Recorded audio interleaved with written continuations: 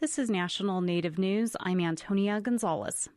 The Mandan, Hidatsa, and Arikara Nation in North Dakota is suing the federal government to protect a lake from development. Chairman Mark Fox told the Bismarck Tribune the tribe has exhausted appeals to the government, which approve oil wells closer to the lake than allowed by tribal regulations. The developers say the wells are on private land. The tribe's concerned about drinking water and cultural resources. The Standing Rock Sioux Tribe celebrated the homecoming of professional basketball player Kyrie Irving and his sister Asia to the Native Nation. The descendants of the tribe were honored Thursday in North Dakota with a naming ceremony, dances, and a community feed. In this clip by ESPN, Irving expressed to the crowd how special it was for him to be there and to acknowledge his Native heritage. The support has been there, even without necessarily knowing each other, shows how special and what it means to be a native of this country and be a Native American. And for me, I had no idea. I had no idea about the history. I had no idea how inclusive this group is and what it means to be part of Standing Rock and be part of the United Sioux Nation. So I want to thank all you guys for hosting myself, my sister, my best friend Brett Carroll, my grandparents, and the fact that I get to meet my family finally. I mean, you guys have no idea. This is finally meeting my mom's family, and now I'm with you guys forever, and I hope that you don't mind that, because I don't mind it either. So, Irving's late mother was adopted out of the tribe as a child. The tribe traced her roots to the White Mountain family of Standing Rock. The Boston Celtics star received the name Little Mountain and his sister Buffalo Woman. The Lakota names come from their ancestors.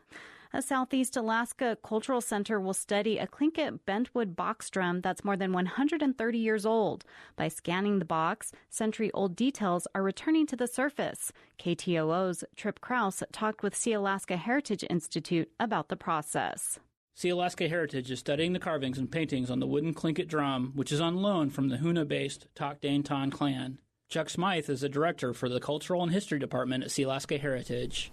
It's a bentwood box with the back side is open and the front side has a carved piece attached to it that looks to be a bear and some other designs on it that are carved into it.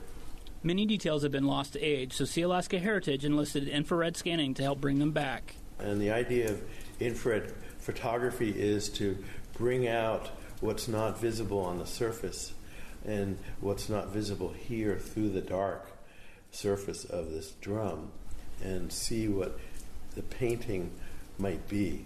Smythe says the full-size box drum this far north and southeast is unusual. Well, the paintings were just very unusual. They're not sort of standard form line. We could see some salmon on one side, and other side we knew there were some sort of figures there, but we couldn't really tell what they were before that photography. It's kind of a voice from the past, and that's what's so exciting about it. Smythe says he hopes the drum designs inspire present-day artists to create new form-line designs. In Juneau, I'm Trip J. Krause. More than $600,000 has been awarded to Navajo Technical University from the National Science Foundation. The funds will go to improve broadband. Officials say the college's internet issues have long impacted teaching and distant and online learning. The grant will help improve network speeds and bandwidth. I'm Antonia Gonzalez.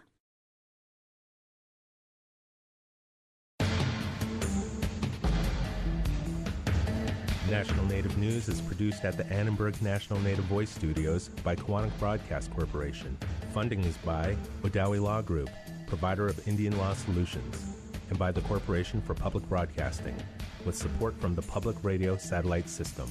Support by the American Indian Tourism Conference, providing technical resources and education to advance and develop tourism programs in Indian country. Registration available at AITC2018.com or at the conference. Support by Freedom Lodge, presenting Body and Earth, the future of Native wellness, exploring cultural concerns, health disparities, and historical trauma. Honest discussion for idea sharing, cultural liberation, and personal change at bodyandearth.org. Registration through September 12th at bodyandearth.org.